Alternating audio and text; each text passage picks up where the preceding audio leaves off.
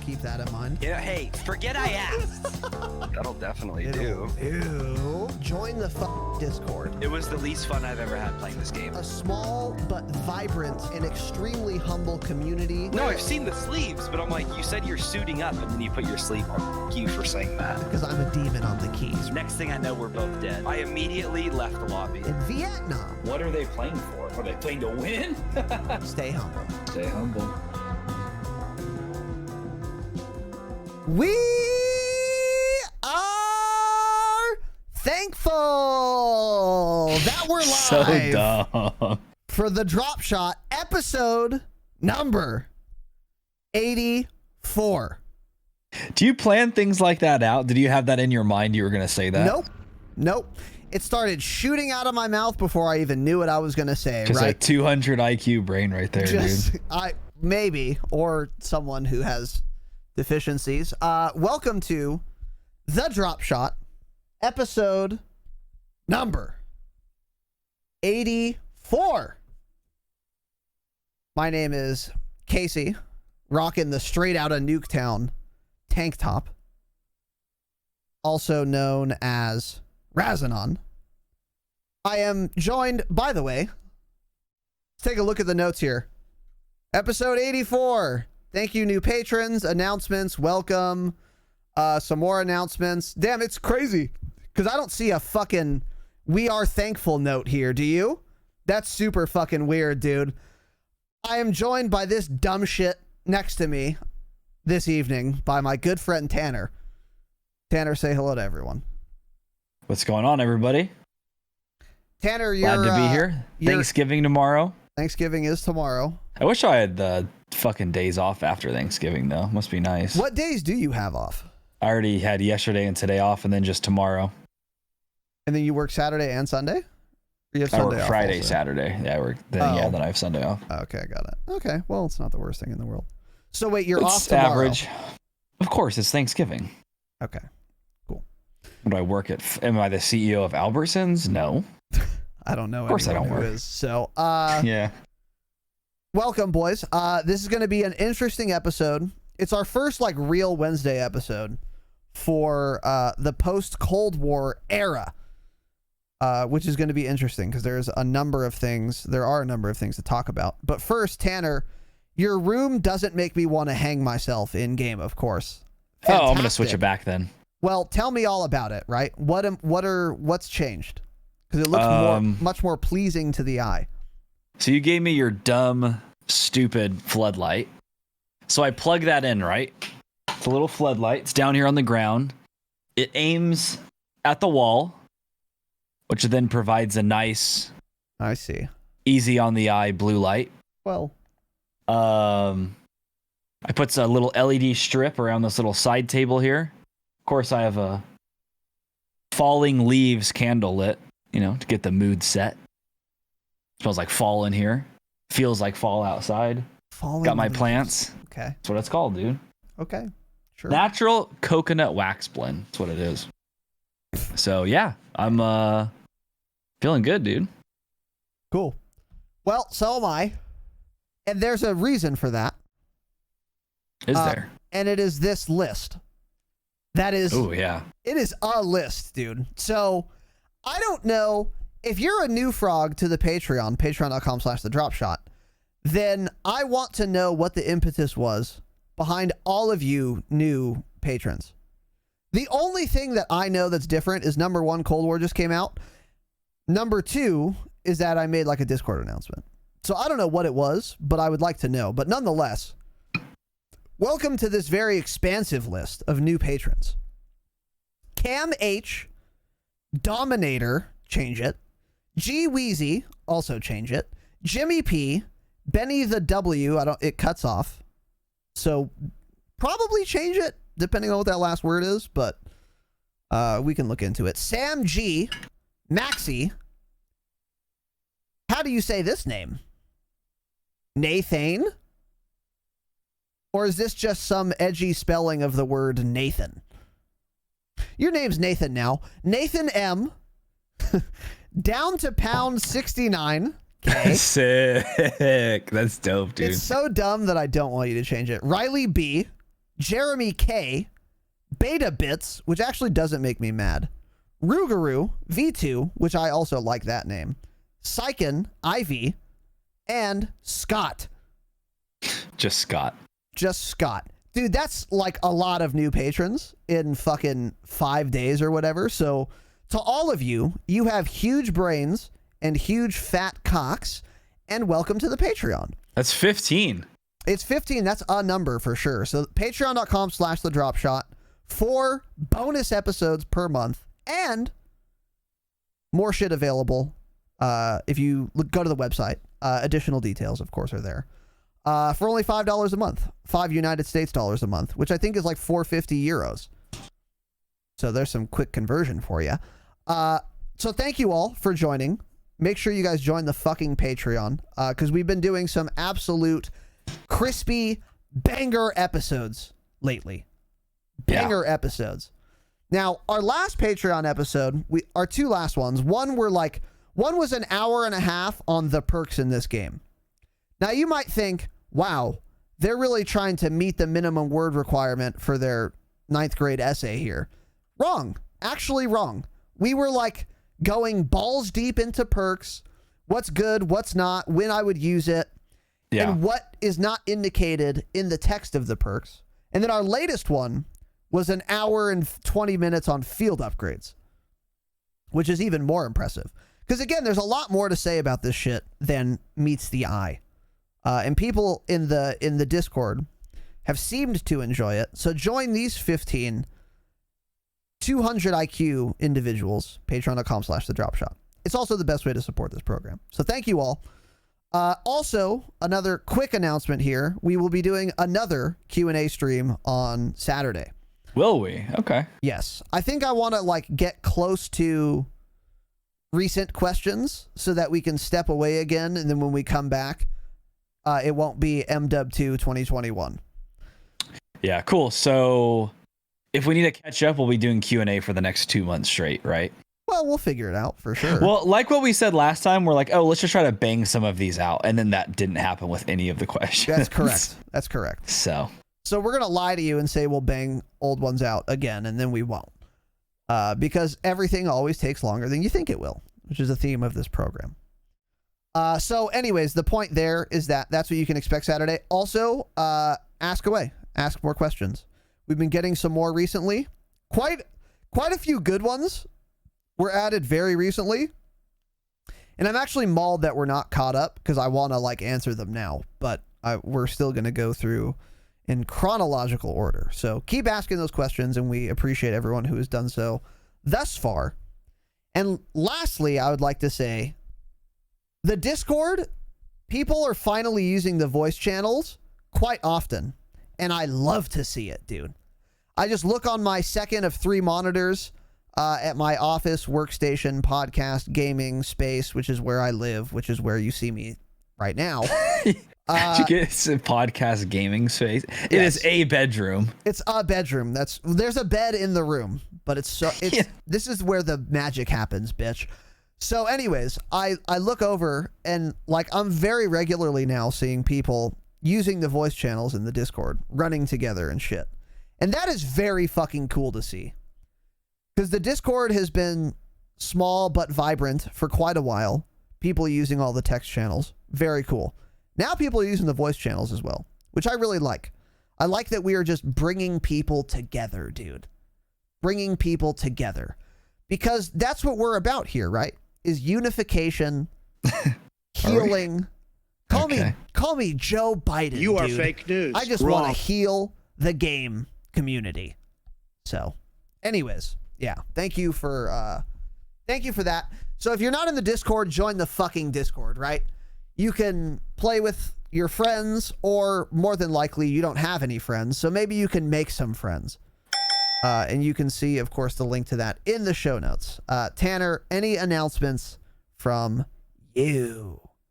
No, yeah, just join the Discord. You are dog shit if you're not in it, actually. It's That's the simplest thing. Click the link down below in the show notes. Join the fucking Discord. You'll see for yourself. Yes. Are your friends garbage? Are they bringing you down? Are they way better than you? And you're forced into higher skill-based lobbies? Hey, join the Discord. Find somebody to play with. True. Very true. Very true. So that is that. Let's get into this ep. But first, what do we have here? Millie Boy with the Gifty Boy, Mr. Salmonella, streamer extraordinaire, 5-month sub, and Jake Squatch with the Gifty Boy as well. Thank you, boys. Honored, humbled, and privileged. And Notoriety TTV has donated in a shocking new development an amount of United States dollars. And he says, so he disobeyed me, so I'll be refunding this, but for shits and giggles, I'll read this anyway. For my Ruthless medal, which is a 15 kill streak, congratulations again. That's actually quite difficult to do. Let's fucking go. But for real, for the site, bros, keep it up, boys. And the amount, I don't know if I said this, was 100 United States dollars. Let's go. Notoriety, you fucking mad lad, dude. Thank you very much.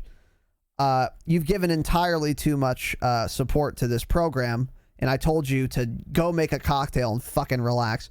But, hey, congrats again. And thank you very much for those website funds, dude. I appreciate it. It means a lot. Sliv, thank you again as well. And everyone who has supported this evening in a very odd turn of events. I very much appreciate it. We very much appreciate it. It does help a lot, for sure. Yeah, that's a lot of money, Notoriety and Sliv, and you guys have both given plenty of money and support in the past. So, really appreciate that. Squatch, Sal, Millie Boy, thank you guys as well. Thank you, everyone. You're fucking insane. So, very much appreciated. Much love. Congratulations again.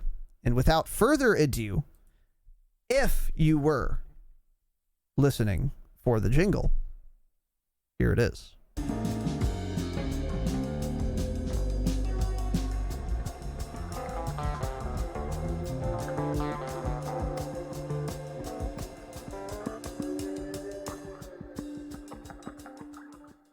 All right. So, this is, as I said in the announcements, and if you skipped them, you're a rat, but welcome to the program. As I said in the announcements, this is going to be the first, like, real, podcast Wednesday episode post Cold War. Because we've had one Wednesday after Cold War launched, but there was really nothing to talk about. Or not much. Today, that's not the case. We've got some changes. So first, we're going to start with playlist updates, which is kind of giving away the surprise here, which it shouldn't be a surprise to any of you. Nuketown 24/7 has been added to the playlist rotation. Now, I've played like maybe 70, 80 matches, 50, 70, doesn't matter. I've played a lot. And I've gotten TDM and Dom, and I've gotten one hard point. I think. I've gotten so few hard points that I think the game is gaslighting me. Because I swear to God I remember playing hard point, but I only saw it once. So I don't know what exactly game modes are in this playlist, but nonetheless, it is on the new, remastered, fun, and exciting Nuketown map. So there is a Nuketown 24/7 playlist. They also more recently added a Nuketown hardcore 24/7 playlist if you're into that. Pro tip, if you're going for long shots on like a pistol or an SMG, queue for Nuketown hardcore 24/7. It'll be the easiest way to do that. Or if you're trying to get like 3 kill streaks with an RPG or some shit, again, probably a good option is that. But also, since it's double weapon XP, you shouldn't be going for long shots and worried about that. You should just be leveling your weapons. That is an excellent point, which we will get into. So I guess we'll just say it now. Also, with the addition of the Nuketown map, which some of you may be familiar with, and the playlist Nuketown 24/7, there is now double XP and double weapon XP live until Monday, November 30th, 10 a.m. Pacific Standard Time. Now, did I call it to a fucking T? Of course I did. Right? Of course you did. So you guys are welcome. As I said, clip me now, link me later. Link me the fuck up, boys. Where's the link? Now, none of you clipped it because you're shit. But take my word for it. Go listen to the last episode. It doesn't matter. So anyways, as Tanner said, during double weapon XP, you should not be doing any weapon challenges if you're going for Damascus or Dark Matter. What you should be doing is maximizing your time with this double weapon XP by getting a weapon to max level and immediately stop using it and go to another one. Because you can do the camos without double weapon XP. Double weapon XP doesn't speed up your camo acquisition. It just speeds up your leveling. So once you get max level, stop it. Go to another gun. Come back later for the camos. And also, if you're a real try-hard nerd who wants to get Dark Matter as fast as possible, during double weapon XP, and anytime, but especially during double weapon XP, the fastest way to level your guns is actually Fire Team Dirty Bomb. So if you wanted to like hyper omega power level your weapons, go play Fire Team Dirty Bomb during double weapon XP. So it's fucking terrible. It's literally the worst game mode ever designed. It's like Plunder. It's just kind of like dumb, and I don't know. It's not. It's for me. way worse than Plunder. I thought Plunder. I actually had fun with Plunder for probably like a couple weeks. We've only played solo though, dude. I think if me and you did it together, or like me, you, Ben, and Gabe, we would have a lot more fun. In Dirty Bomb? Yes. No, I played with Low Cap and Gabe for like at least an hour, and it was terrible. Okay. We stopped playing it because it was so boring. I see. Interesting. It's a fucking terrible game mode. But it does level. Well, they say it levels your weapon fast, but what people don't say is like the average player isn't necessarily going to get a bunch of kills. So it's like, yeah, you get more XP per kill, but it's like I would end an entire Dirty Bomb match and I only had like 10 or 12 kills. So it's like if you're playing Nuketown and dropping 60 kills, you're getting more XP anyways. And the matches are long. Exclusive Ace did a comparison video where he played 20 minutes of Dirty Bomb and then 20 minutes of TDM, and he was still getting more XP per minute on Dirty Bomb. I know, but I'm saying if you're not getting kills, it's worthless, and you're not always seeing people too. Yeah, that's a good point. Yeah, that's something to keep in mind. So I don't think it's worth it personally. If you really care that much to rank all your weapons up, then sure, play it. But I don't think it's fun. I haven't seen anyone say that it's fun, except for literally Itchy is the only person I know that said it's a good game mode. I'm seeing on on like Twitter people are enjoying it, but I think it's like the novelty. I think it'll get old really fast. Yeah, I know like a lot of the like exclusive Ace and J God, none of them actually like it. They're just all playing it because they say, you know, they can level faster. So yeah, true.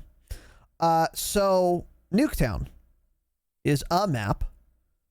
In case you guys didn't know, Nuketown has been in every single Black Ops game since Black Ops 1, in fact. And of course, as a result, I am wearing a tank top that says straight out of Nuketown, paying homage to this glorious map, this historically glorious map, which we'll get into. So Nuketown, small map. Most of you played it before. Again, it's in every Black Ops game, and it's always like very similar because it's the same fucking map. They always manage to change some things to make it a little worse each time. They sure fucking did. And they have done that this time around. So Cold War Nuketown map, Tanner, what are your thoughts? Okay, so no matter how you look at it, it's Nuketown. But I think it's the worst version of Nuketown for sure that I've played. I think I've played 3. I think I played 3 different versions. It's the worst, like by a good amount. It's still Nuketown though, so I mean it's still better than most maps they come up with now. It's still better than almost any map in Modern Warfare. I just think there's some issues with this one. For one, I don't know. Do you know which side A is and which side is C? It's kind of hard to explain because they both have like the same. Okay. So A side, I feel has an extreme disadvantage. Have you noticed that? Yes, dude. If you spawn C side, so let's say you're playing Dom and you're in C, the capping zone. Turn left, and there's a water heater there. You know what I'm talking about? You can stand behind it. You know the side where you're talking about standing on the chimney? Yeah. So if Chimney you just- side, yep. If you back up 4 paces, there's a big like water heater there. And you can also stand behind that and snipe on the nastiest head glitch like such a rat.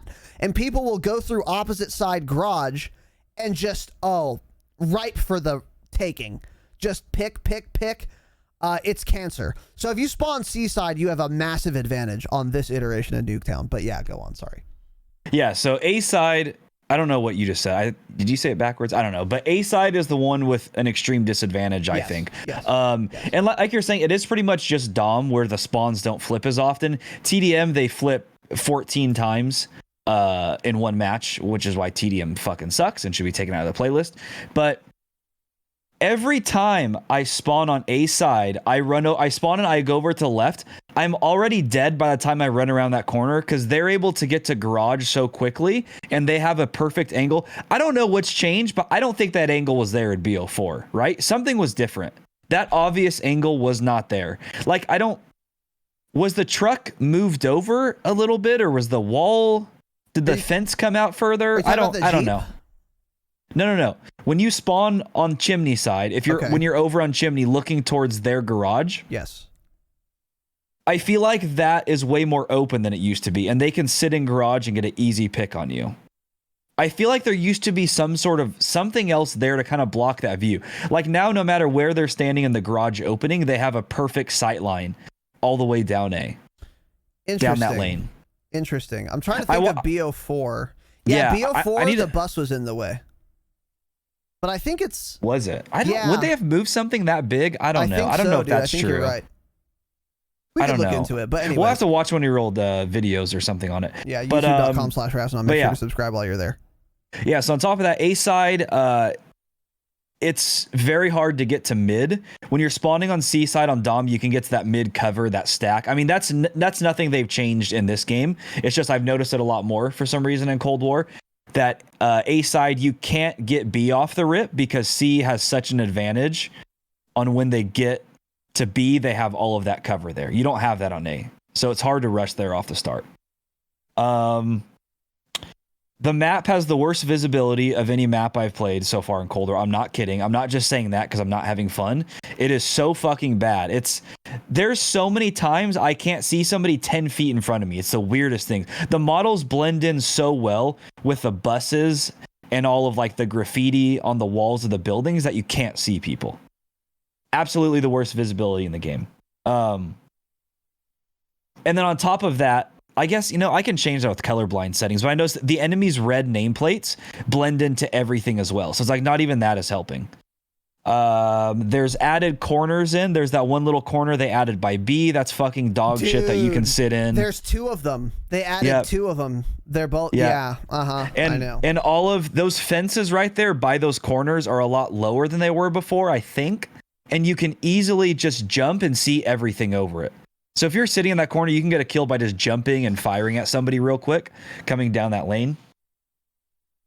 I noticed you have to camp in that map. I haven't quite figured out why, but you told me that last night. You're like, I think you gotta, I'm pretty sure you told me that. You gotta just play slow. Yeah. And that was the case. Like I spawned C-side, I got right up to B. I held B on the outside where those boxes are, and I went on a 10 kill streak right off the rip. Yeah. Mm-hmm. And I don't know what it is. I just feel like you have to camp. You can't move. And I think it's because of the one burst weapons. I was dying a lot today to the AUG and to the M16 over and over again. Yeah. The other thing I don't like is I don't like how you can't prone by the Jeep there. Because I think that window, or both of the windows, are better than before because they have a higher sight line. So you can see, if you're on A side, if you're on A side window, you can see down the enemy right lane. Yeah. And that bus right there, you can actually shoot through the glass windshield when this stuff's so hard to explain without showing a screenshot. Basically, from A side, you can shoot through the window on the bus to the enemy's, when you're looking at it, their right side lane. Yes. You can shoot people through that. Yeah. And so I feel like that gives the other window also has a taller view than before and wider, it seems like. So the Jeep is already at a disadvantage, and now they made it so you can't prone unless you're laying parallel to the Jeep Yes. on the side of it. Yes. So that's fucking terrible. Jeep sucks now. And last thing is the red dot. It isn't so much this map, it's just the game. The red dot's not dark enough. It's almost unusable. The red dot gets lost everywhere on that map. Yeah. It blends in with everything. I've noticed it on Nuketown more than any other map by far. So that's super frustrating. Yeah, overall, I don't. They just do this every year. Like, Just like they fucked up devs- shipment. yeah, it's like devs keep just adding clutter. Nobody wants clutter. Nobody asked for this shit. So like Nuketown looks great. It looks really cool if I was like going through that map on a single player game. Like multiplayer 6v6 first person shooter, I don't want to play with all that clutter on the map. It makes it too hard to see. Yeah. And it doesn't help the gameplay at all. It's not like it like makes gunfights better. It does nothing.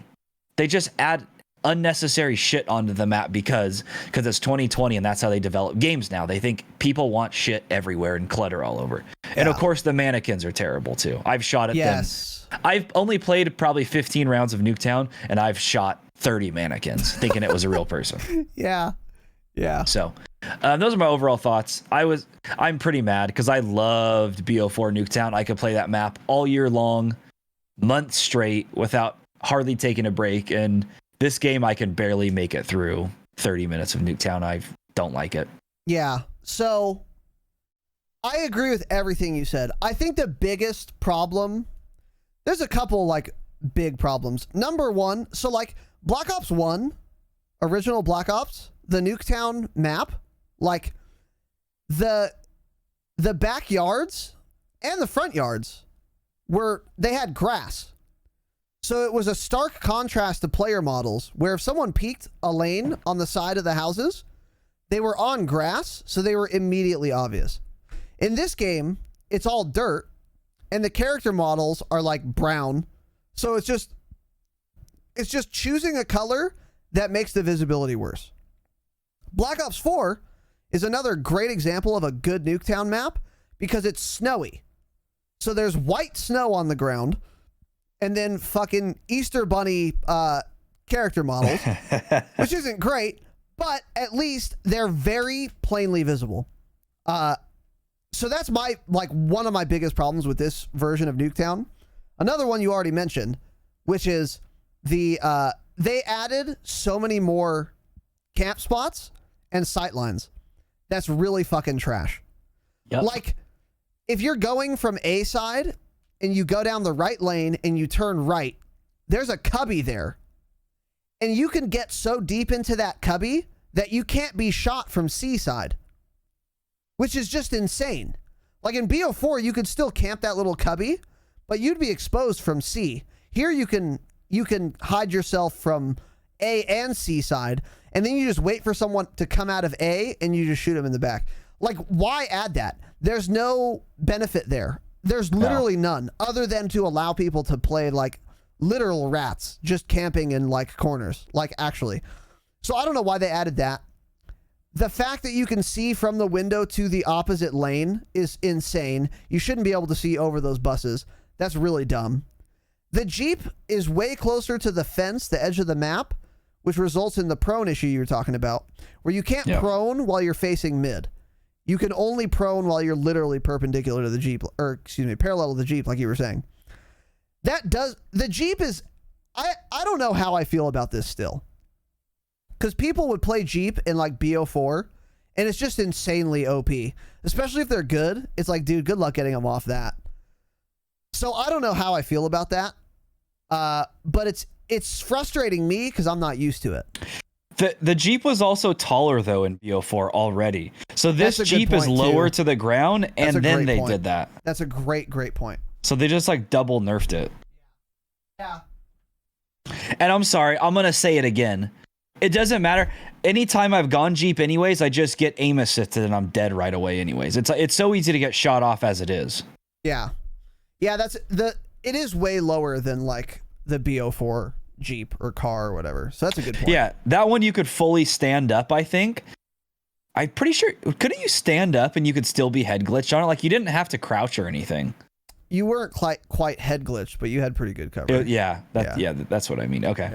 Yeah. So yeah. Okay. I agree with you there then. And then what else was I gonna say?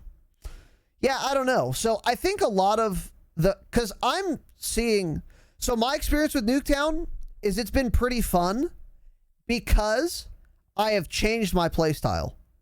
So if I play BO4 Nuketown, I'm playing way differently than if I'm playing Cold War Nuketown.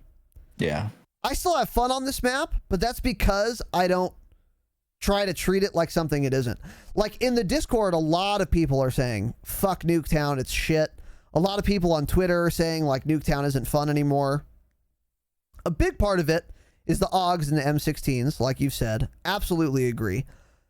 But another part of it is I think that people are perhaps, like when you think of Nuketown, you think of always moving, always rushing, fast-paced gameplay. So I think a lot of people have been queuing for this, thinking they're going to play that way, and then they're getting fucking shit on. Because this Nuketown has way more sight lines, like you said. It has way more camp spots, like you said.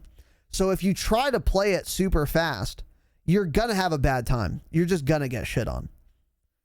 So my advice to people who are playing Nuketown, Cold War, is slow the fuck down. This is not BO4. This is not BO1. You can't just run to the other side of the map. You're going to get shit on.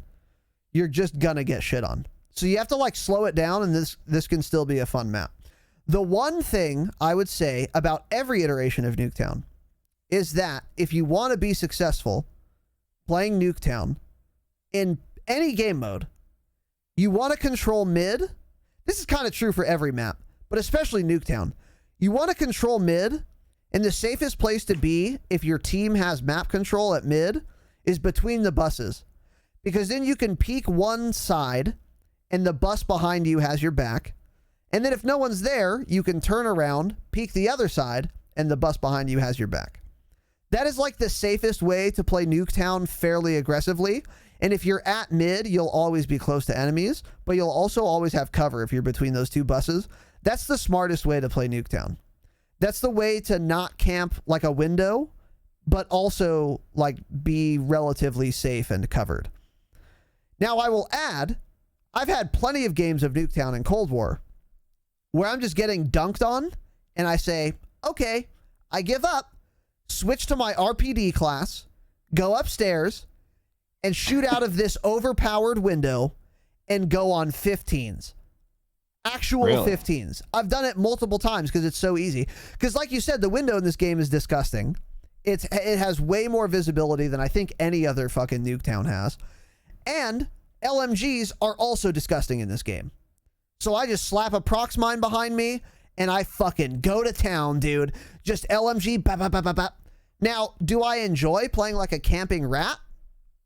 When I'm on 15s, I do. Yeah. When Yeah. I'm on 15s, I do. You sure as fuck do. Yeah. And then you can just win the game. Because even if you're not capping B, okay, bet. Well, I just got a chopper gunner. Maybe it'll be easier to cap B now. So like, don't be afraid to camp window on Nuketown if you're getting shit on.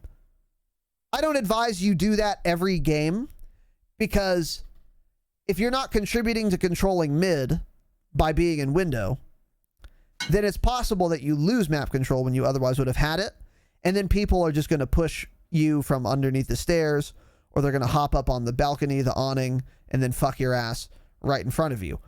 But if your team is already getting shit on and you've made a good faith effort to control mid and it's not happening, camp window, dude. Just camp window.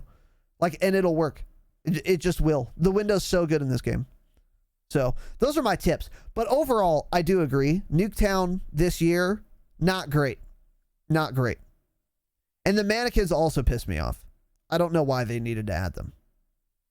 So those are my thoughts on that. Anything else to add here, TDS? I don't think so. Okay. Balake, thank you for the 100 biddies. Let's go. 10 minutes ago. I appreciate it, brother. So that was kind of a playlist update plus patch note kind of rolled into one.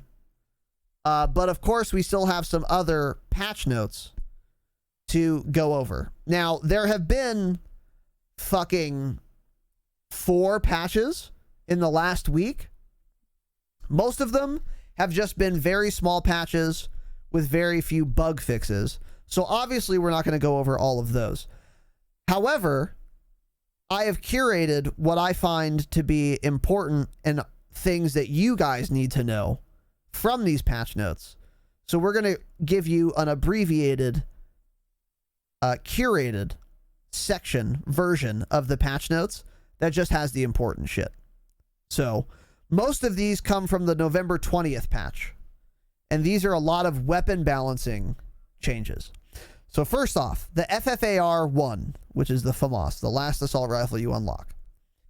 Increased recoil, slightly reduced max damage from 28 to 27 max damage, and reduced max damage range by 34%, which is fucking huge, from 38 meters to 25 meters. People were saying before this nerf that the FAMAS was the best assault rifle in the game. That does not seem to be the case anymore because, by the way, we've said this before on this program. What does Treyarch do with weapon balance? Destroy a gun. Destroy it. This is the opposite. This is one of the very few things we credited MDub on, is not going insane with their nerfs. They appropriately nerfed like all their guns, and they urged on the, or they, I don't know, they were more cautious with their nerfs. What is the phrase I'm looking for there? I have no idea. Blank on the side of caution is the Err expression. on the side? Yes, they erred on the side of caution. Thank you. This Treyarch doesn't do that. So this is example number 1. And again, link me now. Link me now. Because I've said this. Treyarch always does this. They did it with BO4. They're going to do it again this year. And case in point number 1. The FAMAS was a very good AR. I wouldn't have said it was overpowered, honestly. And now they've nerfed the fuck out of it. So, Tanner, what are your thoughts? Have you used this gun before or after the patch? I really haven't used it either. I used it a little bit before, just when I picked it up. I never made a class with it, though. But I did see a lot of people saying it was the best AR. So, I don't know. Like I was saying earlier, the XM4 is like the worst gun in the game.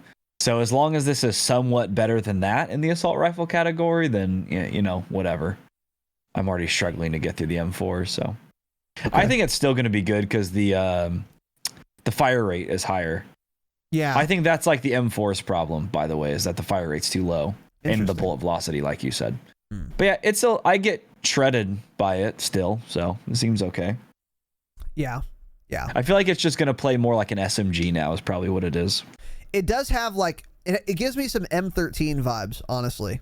Oh, yeah. I like that. Real fast handling, real fast fire rate. And now the damage is significantly neutered. It's different than an M13 because it has a lot of recoil. It had a lot of recoil before this nerf. So I don't know what it's like now. Because I haven't used it after the nerf. I had only used it a little bit before the nerf. It didn't strike me as OP. But if it was, it's certainly not now. That's a big fucking nerf that this gun took. So, anyways, people on Twitter I've been seeing say the FAMAS is no longer great. But honestly, and this makes me very upset to say, assault rifles in this game just are not very good in general. Like, I don't know what it is, but none of the assault rifles feel right to me. And they're not, none of them are like max level. So, you know, and I don't have the most experience, obviously. Game's still new. So that could change with attachments, and maybe some ARs will feel like an AR. But none of them feel like an assault rifle to me. I don't know what it is, but they don't feel right, and I don't think they're very good, and it makes me super mad. Like, the hit registration and the bullet velocity I get from the RPD is what I want. Maybe not the damage. Definitely not the damage. But the bullet velocity from an RPD is what I want on an assault rifle.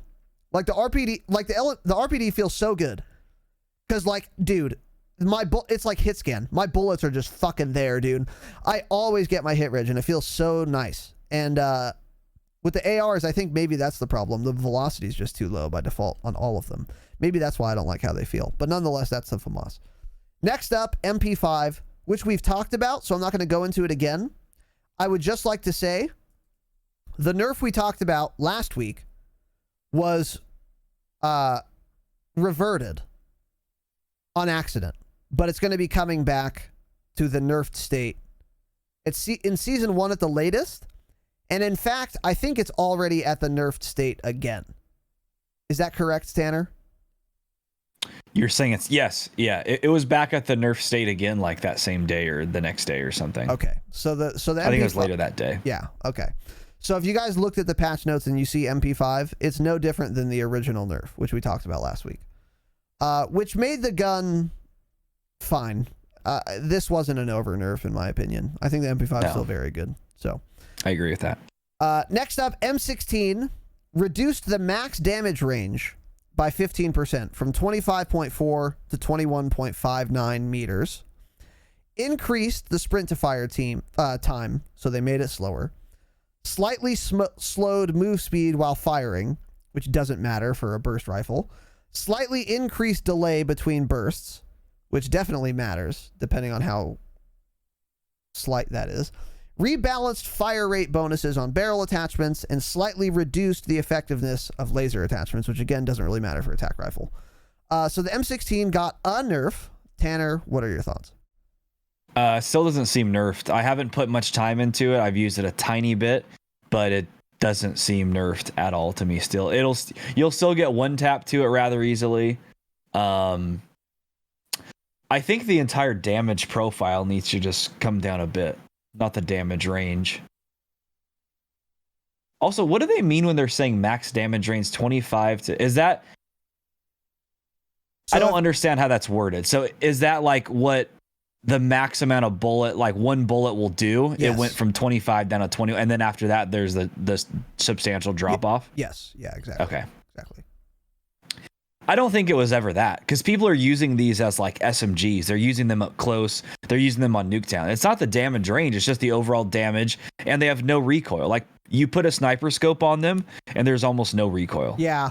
Mm-hmm. So, like, the M16, a burst rifle, has no recoil, but I fire 2 shots with an M4, and that is way more recoil than 1 burst with an M16 gives me. It doesn't make any sense. Mm-hmm. So, I think it's still busted. But I mean, hey, at least they didn't over nerf this one and just destroy it. That's true. I agree with you. The M16 feels no different when I'm killed by it or shot by it, because I'm never shot by it and not one tapped, right? So it doesn't feel any different from my perspective at all. I think the problem with the M16 is that the 1 burst zone on the player is too generous.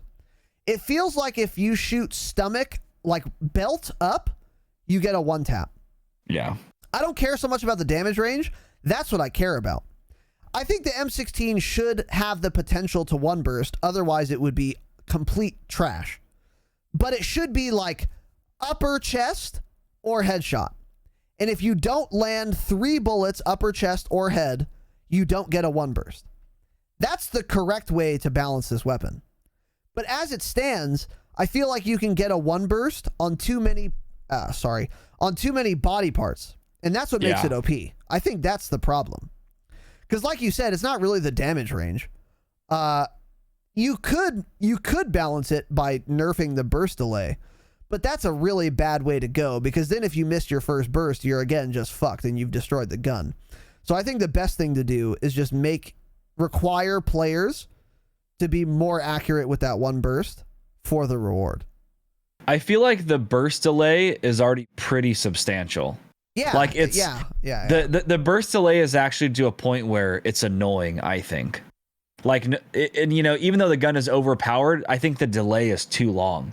I think that delay needs to actually be lower, and like you're saying, the damage range needs to come down like a lot. I mean, not the damage range, the overall damage needs to come down a lot on the upper body, and it needs way more recoil. It has none still. The recoil is a good point too. It's Follow-up shots are 'Cause- just so easy. Yeah, because if that burst delay is very short, it's like if you just add a lot of recoil, that's gonna, if people are trying to spam that burst and basically make it full auto, it's like just make the recoil very high or something. Yeah. Good point. I think this is a reason why it was possible to so for the swordfish, if you had like the pentaburst attachment, you could one tap people, but you also had to land all 5 bullets. Yeah. And like people can move out of you can be on them when you pull the trigger, but only 2 or 3 bullets land. That's a good way to balance a weapon that can one burst. Is if the burst has a lot of shots in it and you have to land them all to get it. That's another way to balance it. But the M16's an M16's an M16. It shoots 3 bullets. So I don't know. It's just something to think about. That's why I feel like the swordfish was so well balanced. The swordfish was very good, but it never felt to me to be overpowered. And I hope that they can figure that out with the M16. I don't think anyone's ever thought it's overpowered. Yeah. So anyways, that's the M16. And then our other fun and exciting burst fire weapon is the AUG. The AUG. Reduced the max damage range by 20% from 38 meters to 30 meters. I now see why people thought this was even more OP than an M16, by the way. It still is. That's fucking insane range. Increased sprint to fire time, so it's slower. Slightly slowed move speed while firing, which doesn't matter on a burst fire weapon at all. How fast I move inside of a 200 millisecond burst does not matter at all. We all understand that, right? Anyways, slightly increased delay between bursts. I just spit on my microphone. Rebalanced fire rate bonuses on barrel attachments and slightly reduced effectiveness of laser attachments. So literally exactly what they did to the M16, they did to the AUG, except they reduced the max damage range by 20% instead of 15% because the max damage range by default for the AUG is way longer than the M16. That is weird. Yeah. So Tanner, what are your thoughts on this? I mean, the AUG is definitely worse than the M16. That's how it's always felt. Like in terms of being overpowered, I mean, it's worse because it's fucking busted. And I guess that's why it's a damage range on that. Jesus. So it was 13 meters higher to start with. That's crazy, and it still has a max damage of 9 meters more than the M16 did. So I think the AUG it's basically the same as what we just said about the M16. The AUG actually seems to do more damage and have the exact same recoil pattern. Like it's almost the same gun. Exactly what I was going to say. Yeah. I mean, there's really nothing else to say about it. It still needs a nerf. Its damage range needs to come down. Because I haven't put much time into either of them, but I know when I get one framed running around a corner and I watch the kill cam, it's almost always an AUG. M16s are busted as fuck, but the AUG seems to be way worse. So, yeah, that's exactly what I was gonna say, dude. Like, the AUG and the M16, I don't really know the difference, and I haven't used either of them a lot, but I've used both of them some, and they feel like the same fucking gun. So it's very weird to me. I would have to know more, obviously, to figure out what exactly that difference is, to be sure. Because right now I just don't know. But what you said about the M16 and what we both said and how this is not a sufficient way to balance the gun, say the exact same thing about the AUG. I think they just need to tighten up the zone for a one burst kill. So next up here, we have the Type 63, which is a single fire tac rifle. It fires 1 bullet at a time. I believe the Type 63 is like higher damage per shot, but also a little slower fire rate than the DMR, and also more recoil. So anyways, here's how they changed this weapon. Slightly increased the fire rate, and they rebalanced fire rate bonuses on barrel attachments. Tanner, have you used the Type 63? Have you died to it? What are your thoughts? I've used it when I've picked it up, and it's the gun that I told you like last week, like the second day when the game came out, I think. I was like, dude, this gun seems fucking good. It kills very quickly. So I'm actually glad to see that they increased the fire rate on it. It seems to have a decent amount of recoil, but it feels like it two taps people. So I think it can be really good, actually. I'm excited to put some more time into that. I'm glad we have this double weapon XP right now because there's so many guns I still haven't bothered using. I know. And this is going to give me that opportunity. Yeah. But I think the Type 63 is going to be a very good weapon, actually. And I'm pretty sure you can put like a 20-round magazine on it, too. Yeah. I think which is fucking good. I think it comes with like 63. Or does it come with 20? With 20, yeah. Damn. I think so.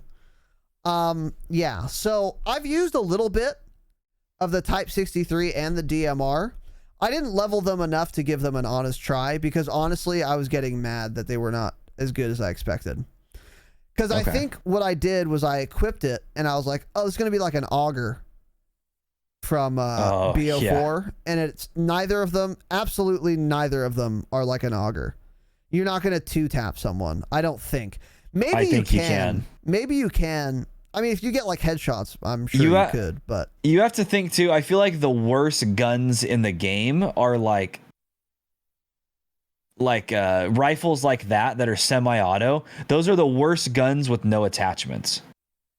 You know, because it's not full auto. So you have when you have zero attachments, you have nothing to increase your velocity, nothing to increase your damage range, and you fire a single bullet at a time. They're always gonna seem worse off the rip. So I think that's why. Yeah, that makes sense. Because every time I use them, it's because I picked them up from somebody that raped me. Yeah, and then they're pretty good. I was like, oh shit, no wonder I got one framed by this thing. Yeah. Okay. And then the DMR, they did the exact same thing. So increase the fire rate. So these are both single shot semi-auto rifles with pretty fast fire rates. Type 63, more damage, less fire rate. DMR, more fire rate, less recoil, less damage. So for the DMR, they did the same thing. They increased the fire rate and they rebalanced fire rate bonuses on barrel attachments. I presume that means they made the barrels add more fire rate than they used to add. That is my guess. So again, I've used them both. I've used them so little that they feel very similar to me. But I also have like basically no attachments on either one. So DMR, Tanner, your thoughts? I'm going to go wash my hands. So I have WD-40 all over them. So I'll be right back. Go ahead. Okay. DMR, I'm not kidding. I forgot this gun was in the game until yesterday. That was the first time I've ever came across anybody using it. So I have no idea what it's like. Nobody's using it. I've never used it. I forgot it was a fucking thing. I'm not looking forward to it.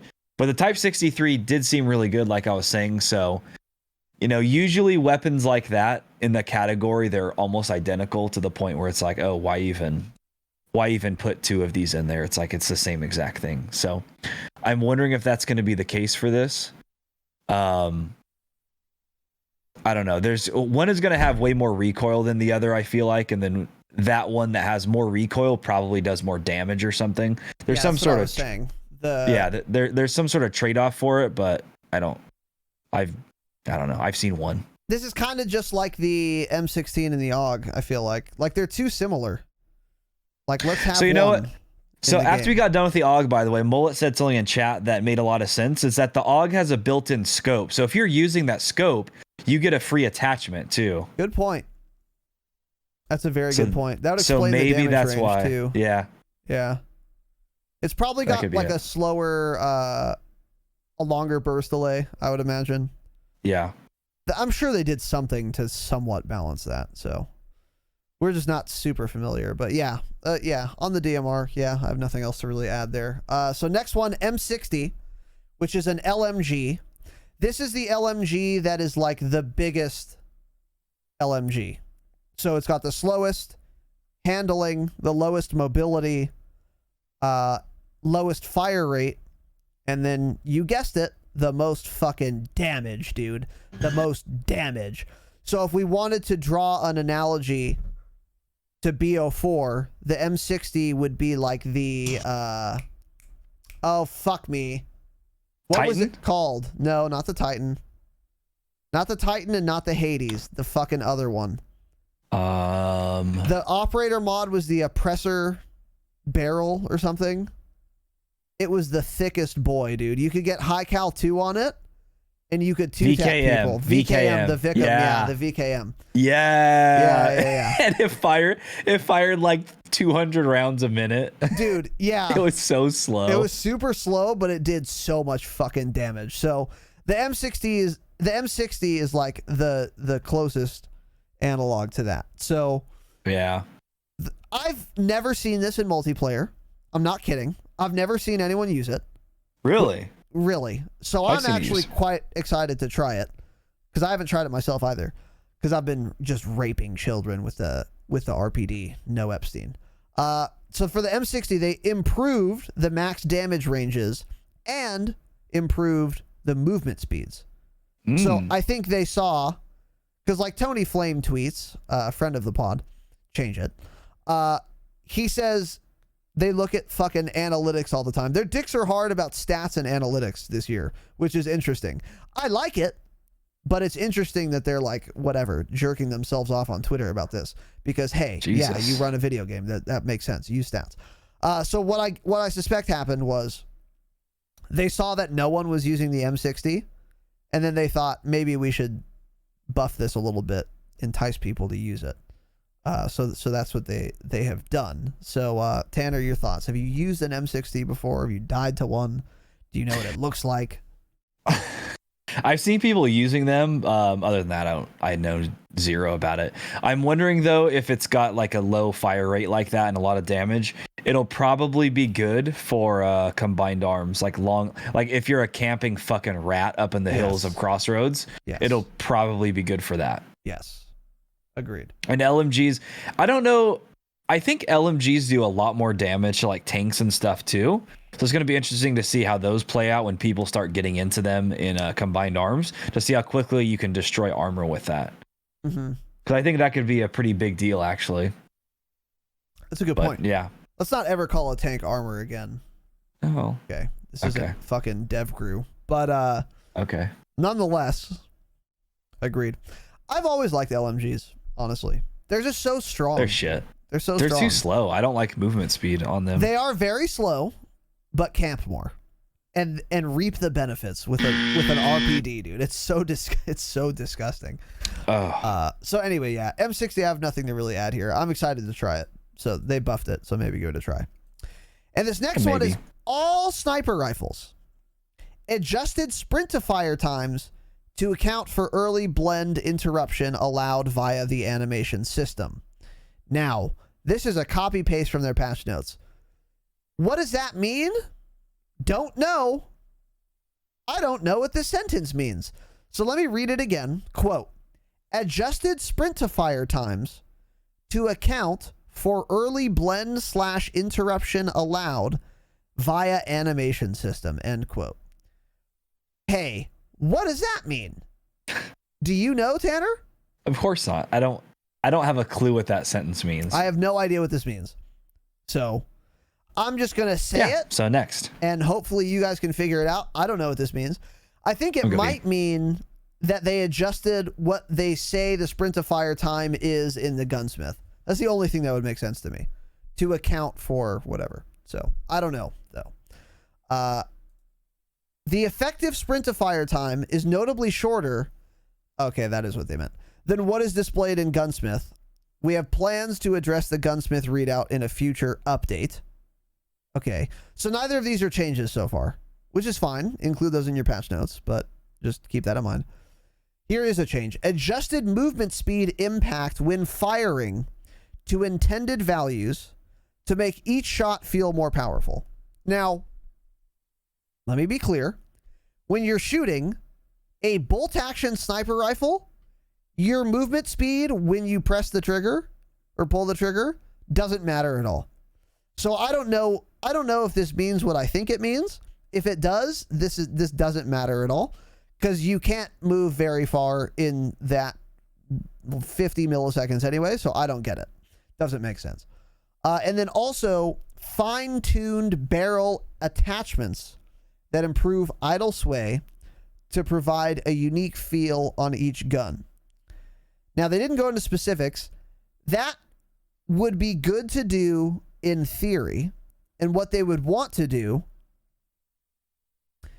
is have the more powerful sniper, like the Tundra, have more idle sway, and then the Pellington a little less, and the M80 even less, because those are rank ordered from strongest to weakest sniper rifles. Now, when they say fine-tuned barrel attachments that improve idle sway to provide a unique feel on each gun, again, not totally clear on what that means exactly. So, Tanner, this entire note on sniper rifles, what are your thoughts? Okay. Yeah, I feel so when it comes to the idle sway, I didn't hear exactly what you just said, but I feel like the Pellington has the least amount of idle sway and the Tundra has like way more. I think was that what you were just saying? I was saying that's what I think they meant by the last note. I think that does also, because the Tundra does the most damage. Because the Pellington without attachments actually has very little idle sway, I think. It's dog shit though without. I mean, it takes like 3 shots to kill somebody with 0 attachments. Well, but adjusted movement speed impact when firing to intended values to make sure. Okay, I don't know what that means. yeah, it's like someone else just came in and wrote this note, because everything's been very clear, and none of this makes any sense. And then the other one's just a gunsmith error. I don't know what any of that means. I don't really have anything to say on it. Yeah. But snipers are still really good. I know that. Once they get attachments, they're fucking nutty. I think a lot of the people complaining about them that they're not good, they don't like give them a chance or something. It's like I was just saying, the Pellington without attachments is the worst gun in the game. But like even by level 10, it's just one tapping everybody already. So Yeah. I don't know. I still think they need to make some changes to them, honestly. Which we will get into. We have more to say on snipers, but not quite yet. So next up, Magnum. This is a pistol. I've never used it. I imagine the Magnum is really bad in this game, just like it is in most other Call of Duty games, because I'd rather use a Deagle. But there's no Deagle in this game, which is interesting. Kind of makes me mad. Anyways, Magnum, slightly improved fire rate, improved max damage range, and improved visibility while firing after the first shot. Have you used a Magnum before, Tanner Dropshot? Of course not. Okay. And I've also only seen one. So I've literally never seen one ever. It's probably not worth using. If there's a Diamatti in a 1911, I see very little reason to run a Magnum, particularly because Magnum, it's probably a 2-shot kill. It might be worth using, kind of. I don't know. The 1911 is really good. I know that. So yes, it is. I feel like all the pistols are going to be good. Yeah. So we'll see about the Magnum, but we haven't used it. But they've buffed it pretty significantly here. Spaz 12. Tanner, the Spaz 12 rat, is on this program, so he might have something to say about this. Spaz 12. Slightly reduced damage between ranges from 5.8 meters to 7.7 meters. Okay. Tanner, your thoughts? It couldn't matter less. It doesn't matter. You have 12 shotgun shells on a semi-automatic shotgun that fire those very quickly. It doesn't matter that you reduce the damage range between 5.8 and 7.7 meters. It makes no difference. It still fucking wrecks, and it's going to still wreck because it's a semi-automatic shotgun and it's a secondary, right? And it's a secondary. So yes. I've already noticed since I got mine gold, I'm not kidding, I lose so many gunfights now because I have like a sniper or like an AR, and then I have a pistol. Like, you can't win a gunfight up close against somebody who has a shotgun. It's just not possible. Correct. Yeah. So I've used the Spaz 12 before and after this nerf. Didn't notice it. Never would have noticed it. No. because it is the most insignificant nerf that is possible. Like, I don't understand if this did anything at all. Dying to it feels exactly the same. Killing with it feels exactly the same. This is a weird, very small change to make to this gun. I also don't know how you balance the SPAS 12, but this ain't it. Because it's still it's still so much better than every other secondary. So change it more. Anyways. That is it for weapon balance. Score streaks also. A bunch of shit was changed with the score streaks. We're not going to go over all of it. Most of it was like cost changes. So they like kind of moved some shit around, tweaked it pretty minorly. But a couple of the score streaks were changed then in more ways than just their cost. So first of all, the attack helicopter, which is not the chopper gunner. It's the AI controlled attack helicopter. Increased the cost from 4,000 to 4,500. Increased the damage from 50 to 75 per bullet. Increased health from 4,500 to 5,000. Decreased the duration of the screen shake from bullet impacts, which is very good. It's my favorite change. Let's never have my screen shake again. First-person shooter game, by the way. Reduce the amount of time the helicopter will stay in one place before relocating. So this is all like a very big buff to the attack helicopter. None of these are very big buffs on their own. But these three things, when combined, makes this a lot better. So, the attack helicopter, your thoughts? I don't think they could have made more perfect changes, honestly, because it was pretty bad before. So they made it better, and they accounted for that by making it cost slightly more. Which, at the end of the day, 500 score isn't much at all. If you're gonna get 4,000, you're gonna get the 45. So yeah, it was very bad. I still actually don't think it's that good, which is a good thing. We don't want like just overpowered score streaks ruining our first-person shooter experience and our actual gunfights, right? Right, exactly, yes. So I think it's a good thing. I haven't noticed it being any better, to be honest. I mean, I trust what they say. I don't run it to begin with, though, but I get killed by it often. And it doesn't really seem like I die quicker. But, I trust what they say. If you're weak, it'll kill you more often than before. Yeah, okay. So if you had like 60 health, you wouldn't die, and now you will. I think that's like the reason. Also, I never noticed the screen shake specifically with the attack helicopter before. Did it? So every time you got hit by it, you just uncontrollably were shaking, or what? If it shot close to you, your screen would shake more. Ooh, that is very annoying. Okay, yeah, maybe I probably just didn't even notice it because I'm so used to screen shaking because Modern Warfare ruined that for me. Yeah. So. Yeah. That all sounds good to me. Yeah, agreed. I don't have much to say here other than good job. I like the change. They buffed it, and then they also made the cost slightly higher to account for that. That's great. The attack helicopter wasn't as bad as like the chopper from MDub, but it wasn't good either, and it probably wasn't worth running. Now it might be worth running. Not sure, but this is a for sure a step. I'll test it tonight. I don't give a fuck. Well, you won't. But it's a step in the right direction for sure. Yeah, I won't. VTOL reduced cost from 8,500 to 8,000, which is a lot of fucking score, by the way. Increased turret burst length and reduced cooldown time. So they buffed the VTOL, and they also made it cost less, which is an interesting change. Tanner, your thoughts? I've equipped it once and I've never gotten it, but when people get it, like, you destroy the entire enemy team just over and over again constantly. It is very fucking good. So I was completely fine with having it at 8,500, to be honest. Like I was just saying, I don't want just score streak spam all the time, but that's still a lot of points. Like, you can't be, even though this score streak system has a lot of issues, I think you can't be a shit player and get a VTOL, actually. It's impossible unless you get a care package, yeah. So that's a lot of score to get. But it seems very overpowered, so I don't know. I don't think there's anything wrong with the cost before. It should be hard to get. Yeah. Yeah, for me, like, I think reducing the cost is fine.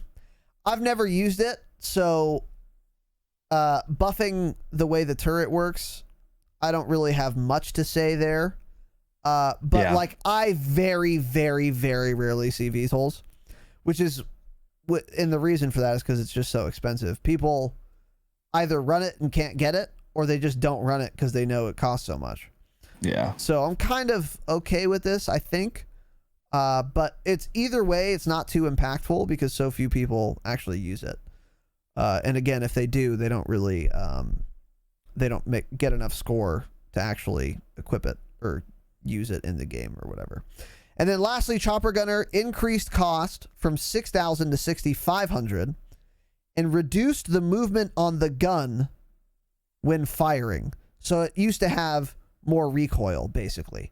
They've given it less recoil.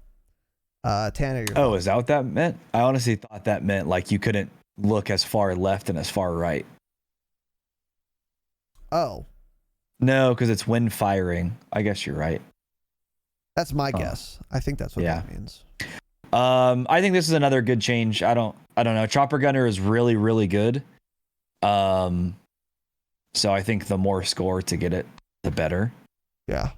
I think they've balanced those pretty well in terms of the points. I mean, yeah, because like 8,000 for the VTOL or 8,500, that's still a lot either way. Chopper Gunner, though, I think a lot of people can get a Chopper Gunner if you actually equip it. I've only tried to use it like once or twice and I've gotten it.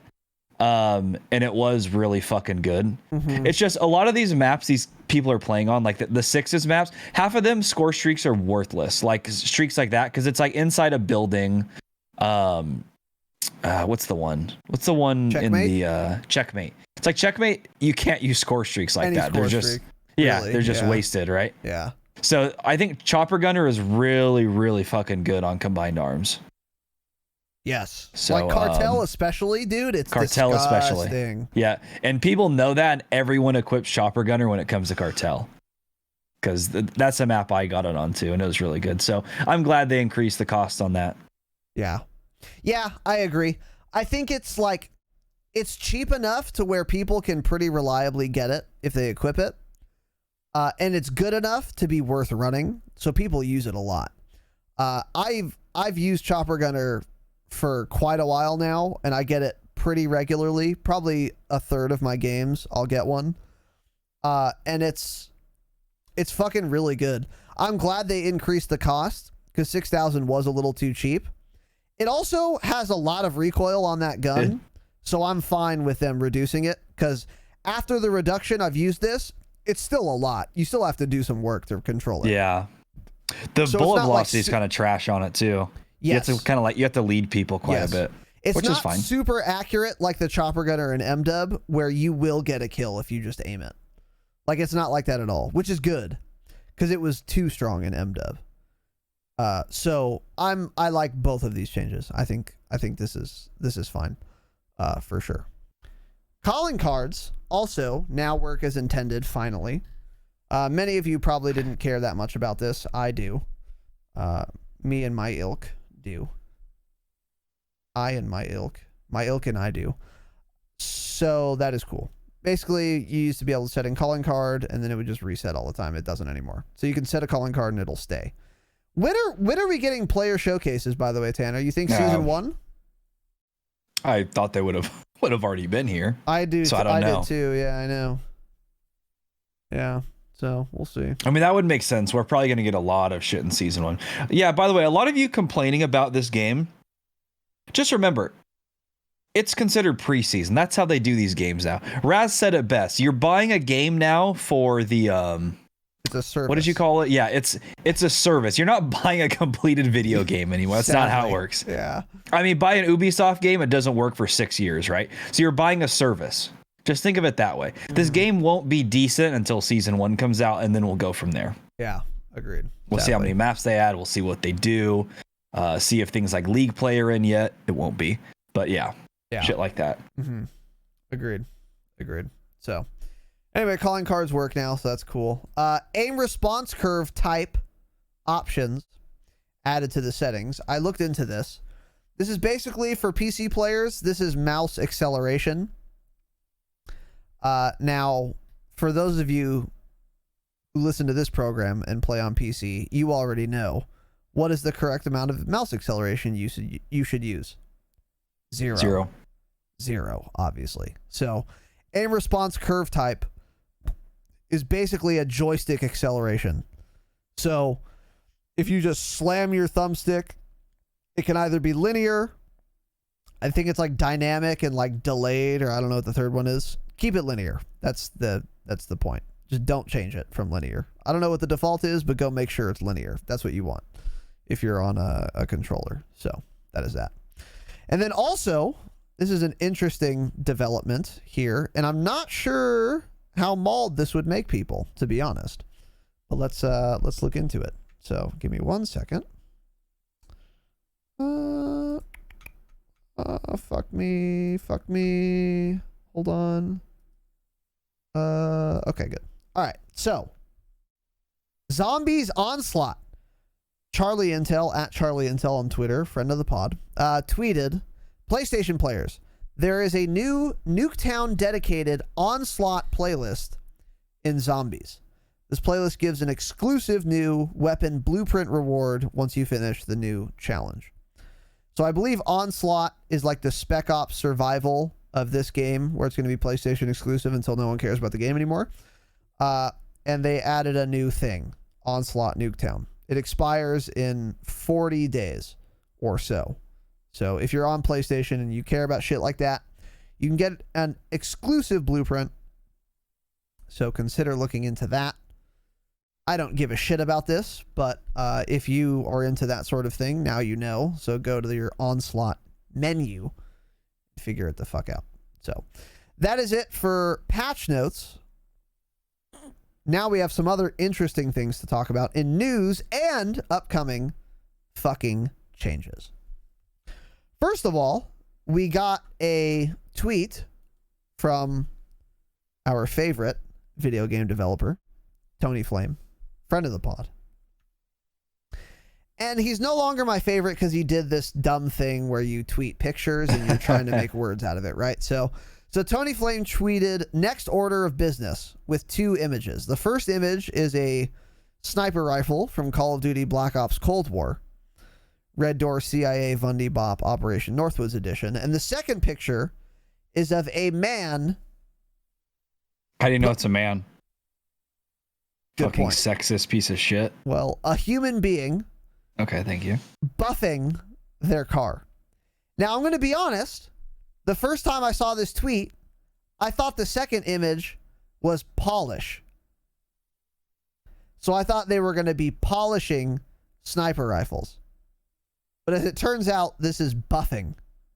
Now, you're a river rat. You would know what the difference is, right? So I guess this is a buffing machine. I don't. I know Okay. that's a buffing machine, but Okay. Well, anyways, I thought you could polish with that too. I don't even know what the difference between polishing and buffing is. I don't know either, but So, they're different. Okay, well, we're white West Coast liberal elites, of course, so of course we don't know. We go to a car wash. We don't wash our own cars. I don't go to a car wash or wash my own car, but let's Yeah. move on. So Bumper Tony would fall Flame off. has said that's true. We'll get into it, or we won't. Let's move on. Next order of business is buffing sniper rifles. So this was tweeted on November 20th, which was right after the same day as all those weapon balance notes that we went over came out. So they're going to be buffing snipers. Now, let's see another tweet for context the next day. A little insight into the core of buff or nerf decisions. This is from Tony Flame again. Time to kill is king. It is paramount to preserve the best TTK experience across weapons over time. When a weapon far exceeds that baseline, we must nerf it to respect the TTK and likewise buff to get it there. That's the weirdest thing I've ever read in my life. Tell me more. I'm not understanding exactly what he's trying to say. It's just how he worded it is so weird. It was almost just unnecessary. I don't get it. I don't know. It's the dumbest tweet he's ever tweeted. It's the We'll leave it at dumbest that. thing I've ever heard, because if we look at sniper rifles, for example, what's the time to kill on a fucking Tundra? 0 milliseconds because you go from full health to dead if you're shot. Okay. Well, how do we make that the same time to kill as a fucking M4? I guess we need to make it a 400 millisecond time to kill. How do you do that with a one-shot kill weapon? Oh, you can't, right? So this is a dumb thing to say. It's a dumb thing to tweet, and it makes no fucking sense. Now, you could maybe make this argument between assault rifles, but that's such a facile way to balance weapons or talk about balancing weapons that it actually makes me furious. Luckily, I know that he doesn't actually mean this, because obviously you want certain ARs to have faster time to kills than other ARs, but then they are offset by that in some other way. High recoil, low fire rate, whatever. This is always how you balance guns and how you should. But let's start here. They're going to buff snipers. That's basically confirmed. Tanner, what are your thoughts? Well, I think they're just going to buff the Barrett. Why do you think it's all the snipers? He posted a picture of the Barrett because it's like a 2-shot kill. Oh. He's not talking about the snipers. He's just talking about the Barrett. Okay. And that's the M80 in this game. Yeah, I think you're correct. Okay. M82, what is it called? I don't know. Yeah, whatever. Which, it is dog shit, but again, I want it to be dog shit, but it often takes 2 shots to kill. But at the same time, like, it's semi-automatic. Why would anyone use the other 2 sniper rifles if this one is semi-auto? It holds like 10 rounds, and it one-shots. Like, I don't like, people want the Modern Warfare 2 days back in their mind, but when it gets here, they won't want that. Yes. Why do you want somebody running around with a Barrett that'll one-tap everybody and you'll get 10 kills with 1 magazine? And there's literally no use to use the other 2 snipers. Exactly. If that's the case. It doesn't make any sense to me. So I'm not sure what they're going to do to it, but it should 2-shot fairly often, I think. Agreed. I mean, it's pretty simple. Get a headshot, morons. Yeah, agreed. Okay. I didn't realize it was just the Barrett, but that makes me feel a lot better about this. So it is shit from what I've seen. I've never even touched it though. I haven't used it once. So I don't have any first-hand experience. I don't know what the problem is, so it's difficult for me to say how it should be buffed. But my intuition tells me that this should be nipple higher is a one-shot kill, and that would make this relatively balanced. Because the Pellington is like belly button higher one-shot kill, which is way more generous than nipple higher.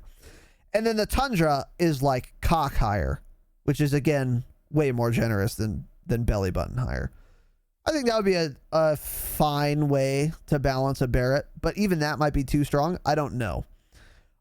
They could also change the fire rate and shit like that. I think that's probably not the way to go, because you don't want another Vendetta on your hands. That is not what we want in this video game, obviously. So, well, it was a pretty fun gun.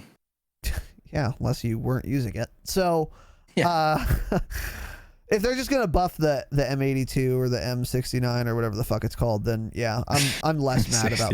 I'm less mad about that. So, anyways, also there is now a Trello board, just like there was for MDub. Remember the Trello board for MDub that no one ever looked at after the first 2 weeks? They stopped updating after 2 weeks, yeah. Yes. Well, it's because that was Ashton Williams' job, so of course it didn't get updated. Good point. Good point. Nonetheless, if you're more optimistic than you should be, then keep in mind there is a Trello board for Black Ops Cold War now. What is that? Basically, it's a fucking it's a dog shit website that looks like this on your screen. And there's like color coding to indicate what type of error it is. And they like talk about like, oh, we know this is a bug, but it's not fixed yet. It's the worst looking website I've ever seen. I hate it so much. Yeah, it's awful. It's really awful. So I have nothing to say about this other than it exists and it will stop being updated shortly. So And also, it's like they don't even put everything on there. So it's like, and that too. what's the point of it? Yes. You know, they have so many things on their radar that aren't put on that Trello board. So what's the point in having it? Exactly. I agree. Either, hey, fucking get rid of it, or put every goddamn thing on there. Yes. Agreed. So anyway, that's there. You shouldn't care. Also, this is interesting. Black Ops Cold War competitive settings announced. Now, Tanner and I have talked about CDL from time to time on this program. That is the correct, of course, reaction. We don't care that much. But now that it's going to be on PC, as Tanner said, we are going to be paying a little more attention to it, because even though it'll still be on controller, the fact that it's PC will still make it a better viewing experience. And they've announced, and many of you care about this shit, so they've announced the rule set. They always have more restrictive rule sets for CDL than they do for like pub games. So like the China Lake probably isn't going to be a legal weapon in CDL and shit, and that's good. So these rules have been announced. What do we have here? I mean, they list the modes. So we're going to see hardpoint, search, and control in CDL. Tanner talked about the return of control for CDL, and I think you liked it, right? It's more exciting as a viewer than domination. Nobody liked watching Dom. Yes. I know the CDL players didn't like playing it. Dom is a great casual game mode because it's not nearly as boring as like Kill Confirmed or TDM. But at the end of the day, it's not. It is a boring game mode to watch. You know, I honestly, the main reason I like it is because it lasts way longer than TDM or Kill Confirm, and that's it. Yes, agreed. So to play that in competitive And the is kind spawns are of predictable. dumb. The spawns are very predictable. Yeah. So control actually gets pretty hyped, so that's more exciting for the viewers. And that's how BO4 was, so it's not surprising. I actually agree with you there. And it's a combination of a respawn mode and in a limited lives mode. Yeah. So like there's a lot of action, but also you have to worry about dying. So I think control's like actually a really good playlist for CDL, and certainly better than Dom. So that's good for sure. Restricted items, no LMGs. That should tell you LMGs might be pretty good. No shotguns, which is fantastic. No launchers and no China Lake. Okay, good. No Ember sighting point or 5mm laser. Interesting. No dual wield pistols. That's good. No stim shot or decoy grenade. No stim shot. Interesting. Okay. I like that. No C4, no Tomahawk, no prox mine field. Oh, no field mics. No prox mine, field mic, or gas mine. No paranoia, forward intel, or tracker. No danger close wild card, which is the nade spam one. That's fine. No combat bow, UAV or counter UAV, care package, sentry, or air patrol. That's a weird set of streaks. There probably will be more restrictions. Again, I don't have too much to say about this. Honestly, it seems pretty standard. Tanner, anything on your mind with regards to these CDL rules? Not really. I think I'm going to watch it this year just because it's on PC. At least the field of view isn't 40. And yeah, I'm excited to see that. Yeah. So should be interesting. other than that, yeah, I mean, none of it's surprising. It's like the same competitive rules every year pretty much. So what I'm finding odd is that they don't allow the combat bow, but they're going to allow the war machine. They're not restricting the war machine on these score streaks. I wonder if that's just an oversight and they will restrict it. well, it's definitely not an oversight. There's like a whole fucking legal team that looks over this shit. That doesn't make any sense. It doesn't. Yeah. I would be very surprised if they allow the war machine. Well, and not a combat bow? Explain. Explain, dude. Right? Explain. You can't. Doesn't make any sense. yeah, I don't know. It's very weird. So, but also I don't care. So you guys can look into it or not. This next thing is kind of cute. Not exactly newsworthy because nothing will come of this, but I thought it would be interesting to talk about a little bit. Okay. Well, Tanner might disagree, so we can talk about it more. Now, maybe it's more interesting. Cold War glitch removes bushes from cartel and players love it.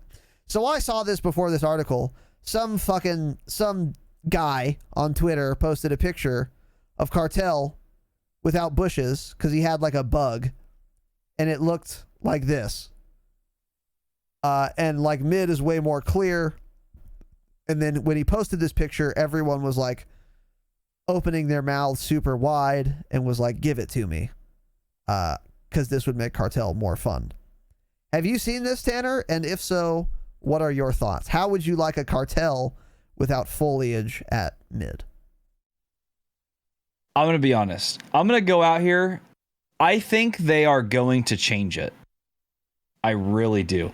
I don't know what's going to be done. I don't think they're going to be removed completely. I just have a feeling that something's going to be done to the bushes. Like maybe they make them less full so it's easier to see through, but they're the same height. I don't know. I just have this feeling they're going to do something about it. Vundy is always on Twitter. Tony Flame is always on Twitter. They're obviously seeing this shit. I don't think they're going to ignore it. I'm going to be honest with you. Because this is also a map that's going to be played on competitive, I think. So those guys are all going to be bitching about it. They're going to be like, listen, you absolute cocksuckers. Change this. So I don't know. I have a feeling will be played on hard point only in competitive. But yes. I'll give it until the end of December. If it's not changed by January 1st, 2021, then it's not going to be changed. Interesting. That's what I think. Okay. So my thoughts are this would be cool. It wouldn't make mid any better because then you just can't go mid ever. Because there's that tower to the left of this screenshot where you can get shit on from. There's the hangar where you can get shit on from. There's both buildings with the turrets where you can get shit on from. So this would actually make mid even worse to go to.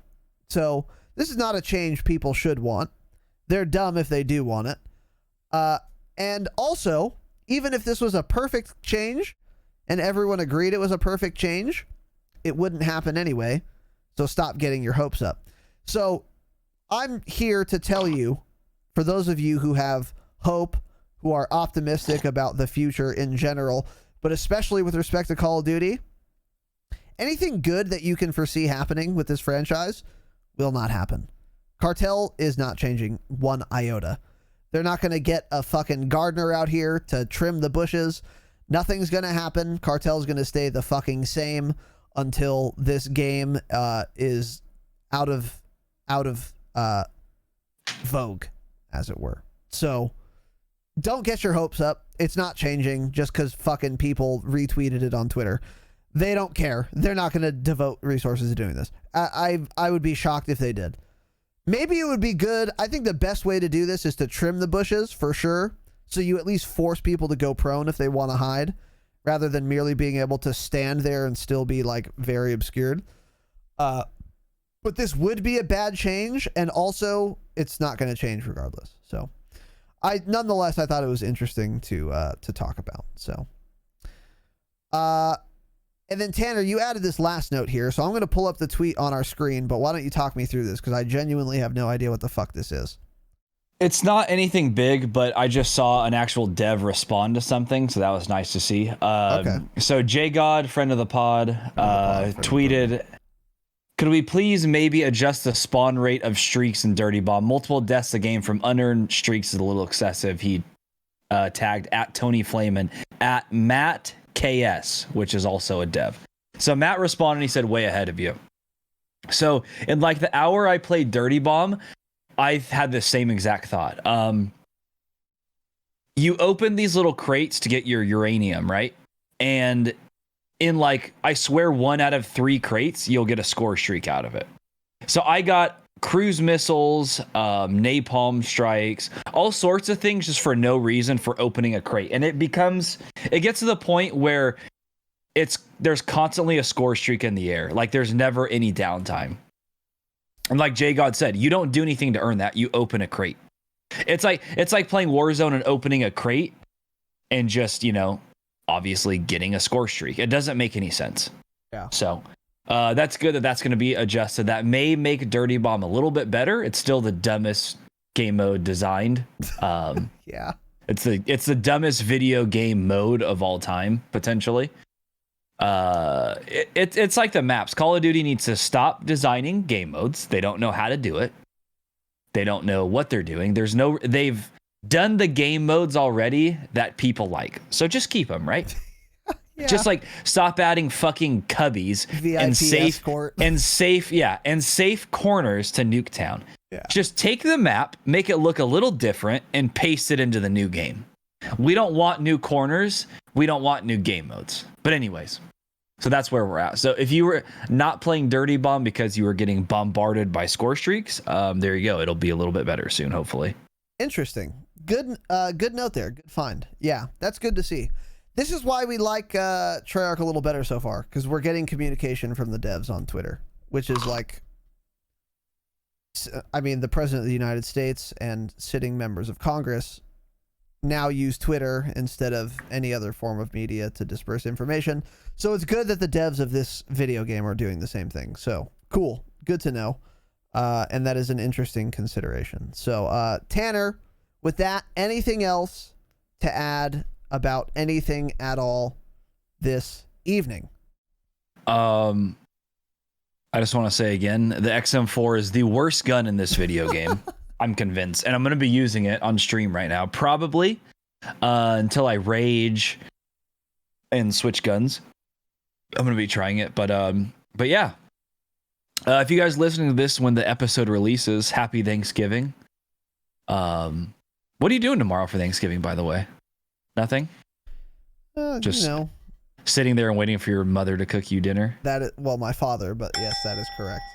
Is your mother working? I live in my like the parents' slave house. she is? I don't know if she's working. It's certainly... No, she's not. Because interesting. She's a boomer, so she gets paid like a fuck ton of money on holidays per hour. Oh, yeah. Like a lot of money, so they just don't schedule her. So everyone will be home.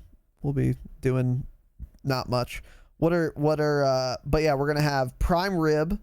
Nice. With good big, move. Thick cloves of garlic just stuffed in that bitch. Good move. Dude, it's good prime rib. Because my family isn't dumb, right? So we don't eat shit meat just because it is a time of year. So turkey is not good. Turkey doesn't taste good. No one would go out of their way to eat turkey ever. Yet, for some reason, once a year, everyone eats this shit meat turkey. And they do all of this extravagant fucking extra like shit to make it taste decent, right? So you can be Gordon Ramsay and make a turkey and it'll taste pretty good. Or you can be me, doesn't know how to cook. I could just grill a fucking ribeye and it'll taste better than your 3 Michelin star turkey and with no expertise or effort at all. So of course I'm not having turkey if that's what you were going to ask. Okay. But now I would like to ask you, Tanner, hey, what are you doing for Thanksgiving tomorrow? Well, now I feel stupid for saying having turkey because you should shit on me, right? Correct. Jesus. No, I'm going to cook a good turkey, though. You know how everyone, like all of the boomers, listen, this is what the boomers do. They get a turkey. They get a butterball turkey. They go to Albertsons and they get a butterball turkey, right? They take the fucking bag or they pull the bag out with a neck and all this shit in it. They put like a 1/4 teaspoon of salt on it and an 1/8 teaspoon of pepper. They put it in the oven for a few hours. Yeah. They take it out. They slice into it immediately after it comes out of the oven. There's no juice. It's bone dry. It has no flavor. You slap it on your plate and you put some cranberry sauce on top and they say, oh, here you go. Happy Thanksgiving. Fuck you, right? Go fuck yourself. I'm not eating that. So I'm making a good one. I've never made one before, but it's gonna be good. I'm sure it's gonna be.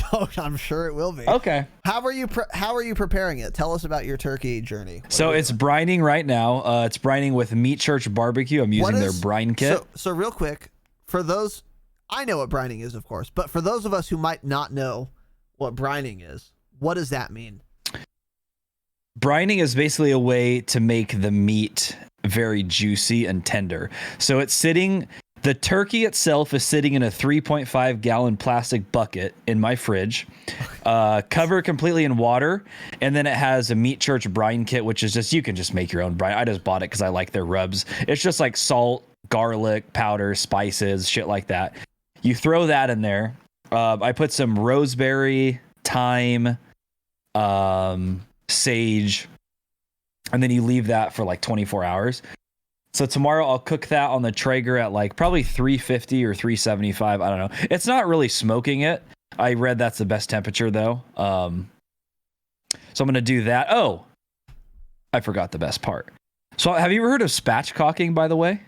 No. What the fuck is that? So it's like you cut the backbone out of the turkey and you push it down flat and cook it that way. So it cooks way quicker and you get way more crispy skin, right? Oh, so I'm going to do that. I'm going to rub Okay. some herb butter on the inside of it. Then I'm going to put olive oil on the outside, some rub. Put that bitch on the grill. Cook that and then baste it with butter like every 30 minutes or so. So that's where we're at with that. Then, of course, let me see my list here. I have so much food I have to make. Who are you making food gravy. for? Whom are you making It's food literally for? just Sierra and I. Okay. I was going to go to my sister's this year, but she's pregnant and scared of COVID. So I'm just like, you know what? We'll just stay home. I don't want to freak you out. I don't care. I've been wanting to do my own holiday anyways. I've never done it. Okay. We're going to do some roasted baby carrots, So some you're just gonna garlic, give your cheesy grandma, mashed potatoes. A TV dinner, I guess. Since you're Oh, only she can, making yeah, it for she you can and fuck Sierra. herself. Okay. All right. Great. Cool. Putting a pillow over her head tomorrow night. Happy Thanksgiving. Pillow over her mouth. Happy Thanksgiving, Kidding. bitch. In game, of course. Yeah. Some green bean casserole, some cream corn, stuffing, and then Sierra's gonna make a cherry pie that her mom always makes. Cherry pie is good, dude. It's cream cheese cherry pie. I think that's what it's called. Or cherry cream cheese pie is what it's called. Okay. It's good. It's good. Trust me. I don't remember whose recipe it is, but it's good. Okay. I think it's Betty Crocker's or some shit. Like a Martha Stewart recipe. Okay. Interesting. It doesn't sound bad. I've just never heard of it. That's interesting. Yeah. Make sure you bring me a slice tomorrow, but yeah, go on. Oh, and then I'm going to make the reason I'm drinking this cocktail tonight is because I'm making it tomorrow. So we're going to be doing that too. Oh, okay. There's a little test run tonight. But yeah, I'm excited. I prepped a lot of the shit today. That's what I was doing for like hours earlier today. So yeah, I'm excited, dude. Cool, dude. Must be nice. You're just going to be fucking gaming all morning, go down, eat for 30 minutes, and be back on Nuketown again. Hell yeah, brother. You Gotta absolute fucking cocksucker. capitalize on that double XP, dude. You know it. Well, that's good. Yeah, I'm just gonna, I don't know, eat, get drunk, argue about fucking reptilians or the Illuminati or whatever comes up at Thanksgiving dinner this tomorrow evening, and it'll be a good time. Maybe get a stream in. Are you going to be gaming at all tomorrow? What time do you eat? In the morning. I don't think I need to start cooking shit until like 1. We're probably gonna eat at like 4, I'm thinking. And then you're off for the day at that Probably. time? I don't know. Probably Okay. gonna be wasted at that point. I'll be drinking cocktails at Yeah, you know what? I'm I'm gonna gonna be pretty wake up fucked up, tomorrow and too. put Bailey's in my coffee and just start then. How Let's about that? go, dude. Hell yeah. Let's fucking go. But yeah. Cool. So I'm about to piss my pants, so I'll be right back. Okay. Well, when you come back, start your stream because I'm going to wrap this bitch up. So the next section of this program is iTunes reviews. If you leave us a 5-star rating on iTunes, I very much appreciate it, and it helps the program a lot. And if you accompany that rating with a review, I will read it, like I'm going to do now. So this one is from Drowsy, which is a fine name. It's not great, but I'll accept it. And there's an underscore at the end. Change that. I is the title of this review. The least toxic Call of Duty content creators. That's an insane thing to say. This is obviously not true. So this person's lying to us already, but okay. It's not off to a great start, but that's fine. Love your guys' dynamic. He used the correct possessive apostrophe here. Plural possessive. The apostrophe goes after the S, so props to you, Drowsy. Change it. Relationship goals, and then he misused a semicolon. That's fine. Keep up the good work. Love the pod, and then a comma splice. Looking forward to your guys' evolving opinions of Cold War as well. Well, Drowsy. I didn't mean to shit on you that much. I'm sorry. It seems mean-spirited now. I apologize. But also, thank you for the kind words. Thank you for the review. Love your guys' dynamic relationship goals. Tanner and I do have a unique dynamic. And here's the dynamic. We're both shit human beings. So it works. Did you really say we weren't toxic? Jesus. How many episodes has this guy listened to? Not enough. The least toxic Call of Duty content creators. This is such an insane thing to say. Like, actually. Literally any Call of Duty YouTube content creator is far less toxic than us. Almost everyone, yeah. I don't know. I would genuinely like to know who he's thinking of when he compares us. Because I wonder who's like super toxic that I'm not thinking of. Who's a more toxic? I literally don't know anyone. Actually. Yeah, I don't know. I mean, so anyways, whatever. Hey, thanks for the analytics. I appreciate it. I appreciate the kind words. Looking forward to your guys' evolving opinions of Cold War as well is a prescient thing to say, because they will be evolving for sure. I think with time we will like this game less and less. That has been the trend for all video games. With familiarity comes, what is it? Familiarity breeds contempt. I think that's the expression. I don't know. Don't ask me. Yeah, well, keep that in mind. So start your fucking stream, dumb shit, dumb fuck. Are we gaming with anyone this evening? We got 2 gents tonight. Ooh. Both the boys are online. Look at maybe online too. I don't know. Any boys, dude? Any boys in the chat? No. So, anyways, we're gonna end this bitch. Yeah, the best way to support us, I will remind all of you, just like the last 15 people with huge brains, the best way to support us is, besides, of course, listening, and we appreciate that, is joining the Patreon. 4 bonus episodes a month, weekly hangouts, and more. And you get access to all the past bonus episodes immediately upon joining. Patreon.com/the Dropshot. Only $5 a month. It's so simple. And the content, again, has been insane for Cold War so far. And it will continue to be. Because when there's a new game, Patreon episodes have like the most value. Because we're already giving like little sneaky tips about like everything. And I'm really proud of our perks episode that we just did and our field upgrades episode that we just did. And we have a lot more really good ideas that are chock full of like information and analysis, of course, which you've come to know and love on these topics. So I'm very proud of what we've done, and I'm very excited for what we have slated for the Patreon. So $5 a month. I mean, it's the most affordable thing on earth. Patreon.com/the Dropshot. Follow me on Twitter at Razinon, Twitch at Razinon, Instagram Razinon TTV. Tanner can be found at Tanner Dropshot on Twitter and Twitch. And then on Instagram, his name is Tanner with like 8 R's. So just don't follow him there. He doesn't deserve it. If you have Amazon Prime, link it to your Twitch account and give Tanner a Twitch Prime sub. It is free once a month. You already paid for it. Rate us 5 stars on iTunes. Tell your dumb shit friends about us. Also, the most important takeaway from this episode, youtube.com/Razinon. I am insanely close to monetizing. I need 1,000 subs to do it. And I'm at like 930 or something. So go sub now. It's free. And we have full episodes of the program with video on the YouTube, as well as clips, gameplay breakdowns, etc. Check it out. Go to subscribe. It's free. I don't care if you watch the videos. Just go fucking sub. It would be nice if you watched the videos, though. I could use these analytics. We also have 2 merch stores, which have been used pretty regularly. And we're pretty proud of the merch there. So rep your favorite fucking podcast using those links in the show notes. There are 2 merch stores. They have different offerings, so check them both out. Find what you like. Buy it.